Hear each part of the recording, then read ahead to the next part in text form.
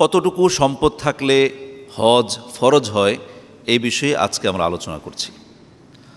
হজ এবং জাকাত এই দুটি হচ্ছে সম্পদের সাথে নির্ভরশীল।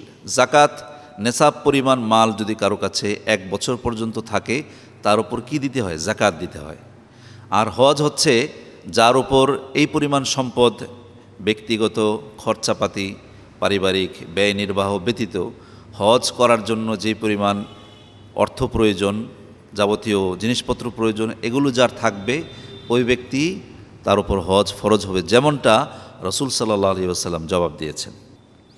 হযরতে আব্দুল্লাহ ইবনে উমর রাদিয়াল্লাহু আনহু বলেন, জাআ রাজুলুন ইলান নবী ফাকাল, এক ব্যক্তি নবীজির কাছে এসে বলল, ইয়া রাসূলুল্লাহ মা ইউজিবুল হক, কিসে হজ ফরজ হয়?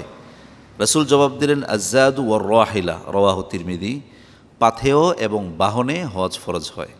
অর্থাৎ যে ব্যক্তি হজে যাওয়ার জন্য যত পাথেয় প্রয়োজন, পাথেয় বলতে যা যা প্রয়োজন, টাকা পয়সা আনুষঙ্গিক জিনিসপত্র, এবং যার বাহন আছে, যার পাথেয় আছে এবং যার বাহন আছে, পাথেয় এবং বাহনের উপর হজ ফরজ হয়। হযরত আব্দুল্লাহ ইবনে উমর রাদিয়াল্লাহু আনহু আরও বলেন, রাসূলুল্লাহ সাল্লাল্লাহু আলাইহি ওয়াসাল্লামকে এক ব্যক্তি প্রশ্ন করল, সাআলা রাজুলুন রাসূলুল্লাহি সাল্লাল্লাহু আলাইহি ওয়াসাল্লাম মাল হাজ, হে রাসূল হাজি কে? রাসূল জবাব দিলেন, আশ-শাইথুত তাফিল, যে এহরামের কারণে এলোমেলো কেশ দুর্গন্ধ শরীর, সে হচ্ছে হাজি। ফাকামা আখর, আরেক ব্যক্তি বলল, ইয়া রাসূলুল্লাহ আইয়ুল হাজ্জি আফদল, উত্তম হজ কোনটি? রাসূল জবাব দিলেন যে আল হাজ্জু ওয়াসাজ্জু, যে তালবিয়ার সাথে উচ্চ আওয়াজ করা এবং রক্ত প্রবাহিত করা হচ্ছে উত্তম হাজি।